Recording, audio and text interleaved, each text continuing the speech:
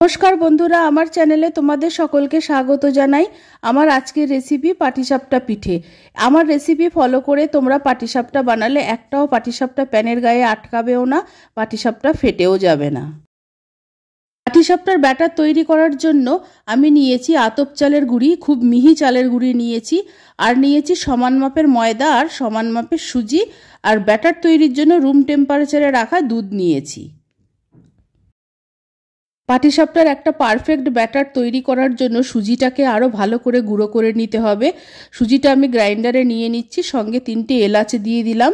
এলাচগুলোও খুব ভালো গুঁড়ো হয়ে যাবে। আর তোমরা দুধের বদলে জল দিয়েও ব্যাটারটা তৈরি করতে পারো। গুঁড়ো করা সুজিটা একটা পাত্রে নিয়ে নিচ্ছি। পাত্রটা একটু বড় নেব, ব্যাটারটা এই পাত্রেই তৈরি করব।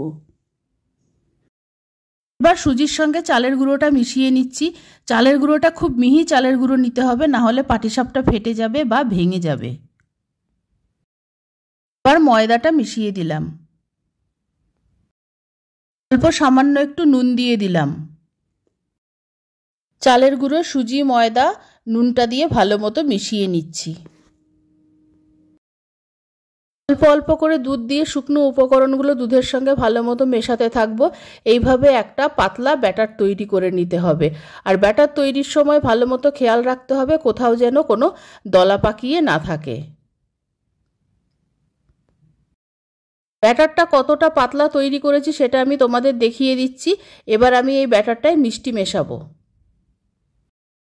ব্যাটারে মিষ্টির জন্য আমি নলেন গুড় ব্যবহার করছি। আর খুব বেশি মিষ্টি দেওয়া যাবে না, বেশি মিষ্টি দিলে পাটিসাপটাগুলো প্যানের গায়ে আটকে যাবে। গুড়টা ব্যাটারের মধ্যে ভালো মতো মিশিয়ে দিয়েছি। এবার গুড়টাকে কিছুক্ষণ রেস্টে রেখে দিয়ে আমি পুরটা তৈরি করে নিচ্ছি। পুর তৈরির জন্য আমি নারকেলটাকে কুড়িয়ে নিয়েছি। এবার কোরানো নারকেলটাকেই মিক্সিতে দিয়ে পেস্ট করে নেব। নারকেল কুড়োনোটা পেস্ট করে নিয়ে আমি যে কড়াইতে পুর তৈরি করব সেই কড়াইতেই নিয়ে নিচ্ছি। আর নারকেল কোড়াটা পেস্ট করার সময় কোনো জল বা দুধ আমি ব্যবহার করিনি। সব নারকেল কোড়াটা আমি পেস্ট করে নিয়েছি। নারকেল কোড়াটা পেস্ট করার সময় কোনো দুধ বা জল ব্যবহার করিনি। নারকেলের পুরটা তৈরি করার জন্য নারকেল বাটার মধ্যে আমি গুড় দিয়ে দিচ্ছি। আর যখন এটাকে আমি পাক দেব তখন গুড়গুলো গলে যাবে। কড়াইটা আমি গ্যাসের ওপর বসিয়ে দিয়েছি। এবার এর মধ্যে আমি 4 চামচ গুঁড়ো দুধ দিয়ে দিলাম। গ্যাসের আঁচটা লো আর মিডিয়ামের মাঝামাঝি রেখে আমি পুরটা তৈরি করে নিচ্ছি। গুড়টা আমি আগে থাকতে গলাইনি, কারণ পাক তৈরি করার সময় গরমেই গুড়টা গলে যাবে। মিনিট 2 নাড়াচাড়া করতে করতেই গুড়টা ভালো মতো গুলে গেছে। আর নারকেল বাটার সময় আমি বারবার বলেছি জল বা তরল দুধ ব্যবহার করিনি, এই কারণেই, কারণ গুড় দিয়ে যখন আমি পাকটা তৈরি করব তখন গুড় ছিটকে গায়ে আসতে পারে। নারকেলের পুরটা তৈরি হয়ে গেছে।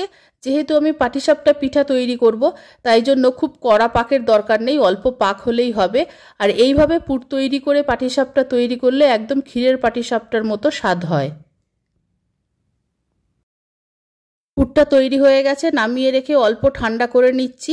আর এদিকে আমার ব্যাটারটাও ভালো মতো সেট হয়ে গেছে। ব্যাটারটাকে আরেকবার ভালো মতো আমি নেড়ে দিচ্ছি। প্যানটা ভালো মতো গরম করে নিয়েছি, নিয়ে ফ্লেমটাকে লো করে দিয়েছি। এবার অল্প সাদা তেল দিয়ে প্যানটাকে ভালো মতো গ্রিস করে নিচ্ছি। পাটিসাপটা তৈরি করার জন্য আমি যেরকম হাতা ব্যবহার করেছি ঠিক সেই রকম হাতাই ব্যবহার করতে হবে। 1 হাতা ব্যাটার প্যানের মাঝখানে দিয়ে হাতার পেছন দিকটা দিয়ে ব্যাটারটাকে আমি আরও প্যানের গায়ে ভালো মতো ছড়িয়ে দিলাম। এবার আমি ব্যাটারের একটা দিকে আমি পুর দিয়ে দিচ্ছি।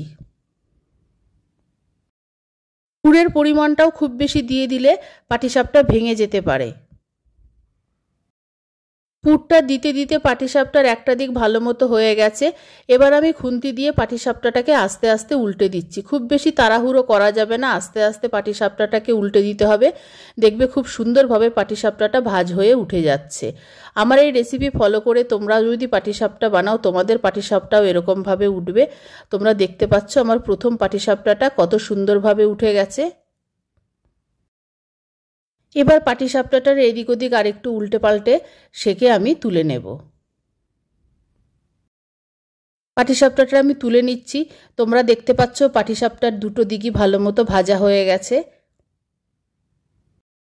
আমি আরেকটা পাটিসাপটা ভেজে তোমাদের দেখাচ্ছি। আরেক হাতা ব্যাটার আমি প্যানের মাঝখানে দিয়ে দিলাম।